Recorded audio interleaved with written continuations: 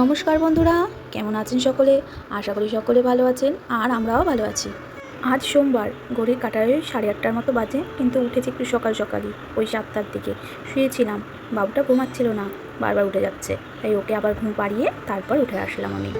ময়লার গাড়ি আসবে, ময়লাগুলো না দিলে প্যাম্পাসগুলো জমে যাবে। সেই শুক্রবার এসছে, মাঝখানে 2 দিন জমেছে, এগুলো না দিলে পরে আজকে চলে গেলে আবার অসুবিধা হয়ে যাবে, এগুলো বন্ধ হয়ে যাবে আর বালতি ভরে যাবে, তারপর কোথায় ফেলবো তার ঠিক থাকবে না। উনি ওই মোটামুটি 8টা থেকে 8:30টার মধ্যেই আসে। খুব যদি অসুবিধা হয় তাহলে পরে একটু তাড়াতাড়ি চলে আসে, মানে অসুবিধা না, খুব তাড়াতাড়ি, মানে কোনো বাড়িতে যদি না হয় তাহলে হয়তো তাড়াতাড়ি চলে আসে। আর মাঝখানে একদিন তো প্রায় 12টার সময় এসছে, আমার সব কাজ বাজ সারা হয়ে গেছে, তারপর এসছে, বাইরেই ধুয়ে দিয়েছিলাম, উনি নিজেই নিয়ে নিয়েছে।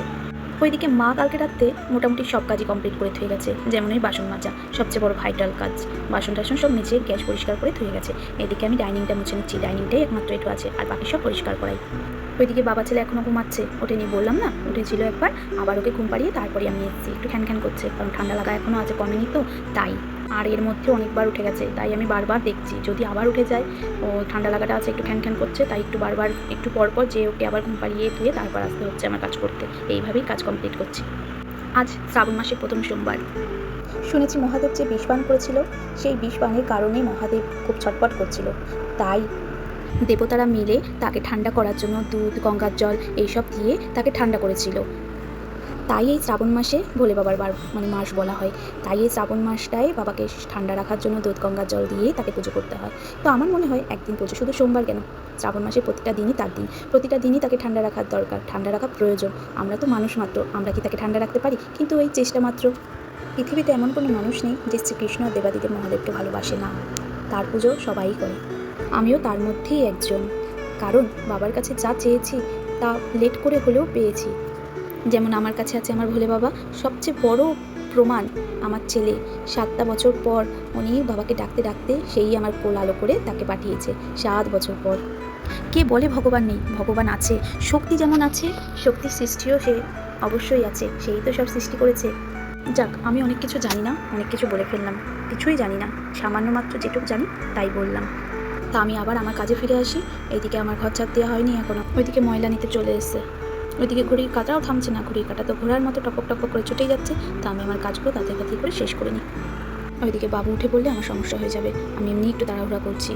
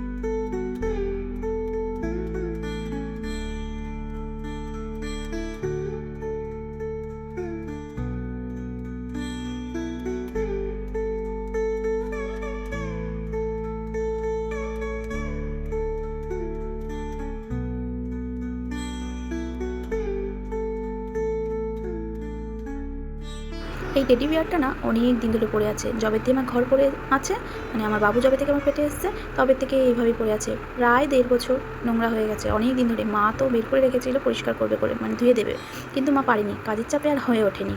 তা আমার হাতে যখন একটু সময় আছে, সকাল সকাল উঠেছি, তাই এগুলো একটু করে রাখি, গুলো বের করে রাখলে মা ওটা ধুয়ে দিলে হয়ে যাবে। এই টেডি বিয়ারটা দিয়েছিল ওর বাবা আমাকে বিয়ের পর প্রথম জন্মদিনে, তা অযত্ন করে ফেলে রাখলে তো হবে না, এটাকে পরিষ্কার করে ঘরে নিতে হবে। ওইদিকে সাইকেলটা দেখছেন ফালতু পড়ে আছে, আমার ঘর ভর্তি হয়ে, মানে বিনা কারণে জায়গাটা মার হয়ে রয়েছে। কিনেছিলাম ওর বাবার জন্মদিনে, ওর বাবাকে গিফট করেছিলাম আমি জন্মদিনে, কিন্তু সে তো গাড়ি ছাড়া চলতে পারে না, গাড়ি ছাড়া নড়তে পারে না। সাইকেলটা পাম্প নেই যে আমি চালাবো, ঠিক করে আনতে পারি। লেডিবার সাইকেলগুলো হয়ই এমন, চলতে চায় না, পাম্প দিলেও চলে না ঠিকঠাক। তাই একটু ঠিকঠাক টাইট করে নিয়ে আসলে, মানে নাটটা টাইট দিয়ে নিয়ে আসলে ভালো ঠিকঠাক চলবে, একটু বাজার টাজারও যাওয়া যাবে। তাও করে না, কিছুই করে না। দেখি কী করি, ঠিক করবো, নাহলে ছাদে নিয়ে ধুয়ে দেবো।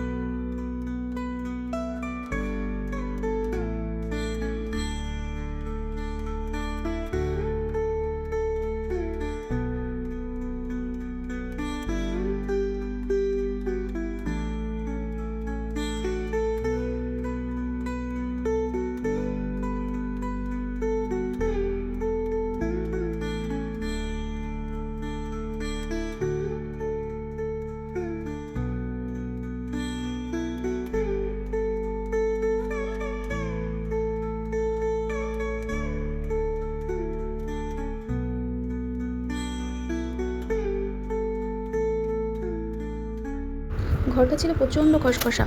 ঘরটা করার পর মেঝে করেছে, মেঝেটা ভালো করে পালিশ করেনি, প্রচণ্ড খসখসা ছিল। তা 2 মাস হয়েছে আমি এই বাড়িতে এসেছি।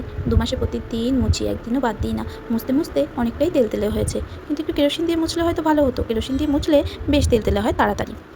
কিন্তু দুঃখের বিষয়, কেরোসিন নেই। ছিল, কিন্তু ও কাকে দিয়ে দিয়েছে জানি না, কোথায় আছে তাও জানি না।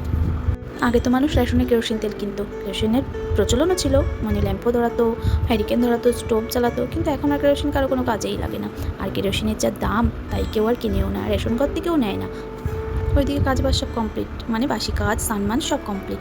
মা চলে এসছে, এখন আর বাবুর খাওয়ারটাও করা কমপ্লিট। বাবুকে এখন খাওয়াবো, খাওয়া দাওয়া করিয়ে তারপর আমি যাবো পুজো দিতে। পুজো দিতে মানে অন্য কোনো মন্দিরে পুজো দিতে না, আমার ঘরেই পুজো দেবো। মানে সব কাজ কমপ্লিট করে আমি আমার পুজোটা দেবো, তাই বললাম পুজো দিতে যাবো। সকালে বাবুর জন্য করেছি ওটস। সকালে বেশিরভাগ টাইমটা আমি ওটসই দিই। ওইদিকে ওর বাবা কাজে চলে গেছে।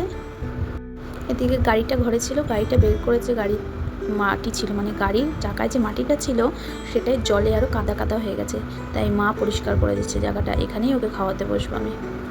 আজ আবার একাদশী, মানে ওদিকে সোমবার, শ্রাবণ মাসের প্রথম সোমবার, ওইদিকে আবার একাদশী। ভালো দিন, মানে ভালো মানে খুব ভালো দিন। একবারে একাদশীও পালন করা হয়ে যাবে, ওইদিকে সোমবারও করা হয়ে যাবে। আমি একাদশী করি না, কিন্তু একাদশী করা খুব ভালো। প্রায় দিনই ভাবি একাদশী করব, কিন্তু ওই যে রোজ রোজ নিরামিষ, মানে সপ্তাহে কিংবা মাসে 2-3 বার যদি নিরামিষই হয়, তো আরেকজন খেতে চাইবে না, মানে ওর বাবা খেতে চাইবে না। আর নিরামিষে খুব ঝামেলা, মানে ভালো করে জুত করে রান্না না হলে সে আবার খেতে চায় না। এর জন্যই সোমবারটাই পালন করি। সোমবার পালন করার পেছনেও একটা কাহিনী আছে।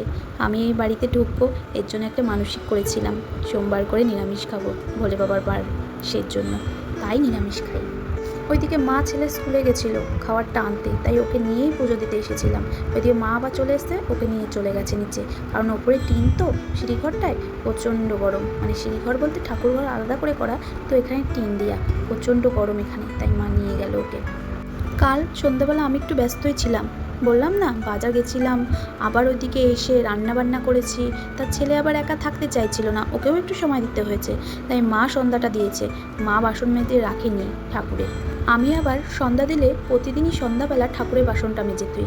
আর বুধবার হলে পরে লক্ষ্মী ঠাকুরের ঘরটাও মেজে রাখি, কারণ আমার আবার সকালবেলা সময় হয় না ওকে খাওয়ানো, আবার পুজো দিয়ে তাড়াতাড়ি নিচে যাওয়া, কারণ ওর বাবা কাজে যায়, কাজটাও তো দেখতে হবে না। এর জন্য আমি সন্ধ্যাবেলা করেই সব বাসন টাসন মেজে পরিষ্কার করে রেখে দিই, তাহলে কাজটা অনেকটাই আগিয়ে থাকে। এদিকে আমার সব রেডি করা হয়ে গেছে, ওদিকে কাছে দুটো ফুল ফুটেছিল, সেগুলোও নিয়ে চলে এসেছি। আজ আর পঞ্চামৃত বানাবো না, আমি পুজো করলে পঞ্চামৃত বানিয়ে নিই, কিন্তু আজ সব মানে একটা একটা করেই আমি দেব। এখন এক একজন এক একটা নিয়ম বের করে না কি করে জানি না, ফেসবুকে তো এক একটা নিয়ম চলে আসে, কিন্তু আমার মনে হয় মন দিয়ে তুমি যেভাবেই পুজো করো সেভাবেই ঠাকুর সন্তুষ্ট হবে। তাই আমি তো আমার মতো করেই পুজো করি, আমার মতো করেই ভোলে বাবাকে ডাকি। আর আমার পুজো দেওয়ার মেন উদ্দেশ্যই আমি ভোলে বাবাকে প্রচণ্ড বিশ্বাস করি, প্রচণ্ড ডাকি।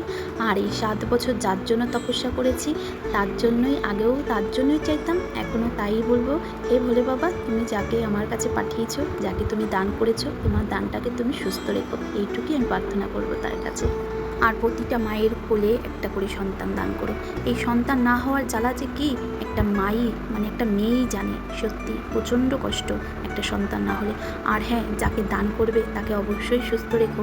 এখন যা পরিবেশের অবস্থা, বলে বাবা বাচ্চাগুলোকে সুস্থ রেখো, বাচ্চাগুলোর মুখের দিকে তাকে এত রোগ আর চোখে দেখা যায় না, সবাইকে সুস্থ রেখো, বিশেষ করে বাচ্চাগুলোকে সুস্থ রেখো। তুমিই তো দান করো সবাইকে, তাদের তুমি সুস্থ রেখো, কারণ তারা তো পৃথিবীর এখনো কিছুই বোঝে না, কিছুই দেখেনি বাবা, তাদের সুস্থ রেখো তুমি।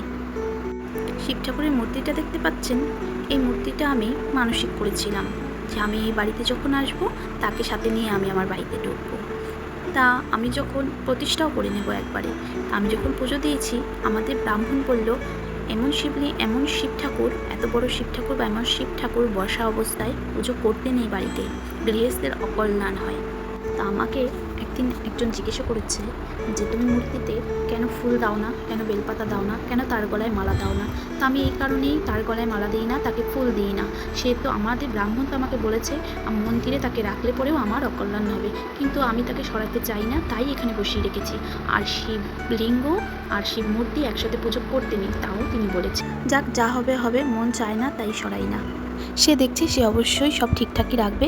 তা আজকের ভিডিওটা আমি আর বেশি বড় করব না, আমরা এরপরে কি করছি না করছি পরের ব্লগে আবার দেবো। সবাই ভালো থাকবেন, সুস্থ থাকবেন, সাবধানে থাকবেন। ভালো লাগলে অবশ্যই একটি লাইক করে দেবেন।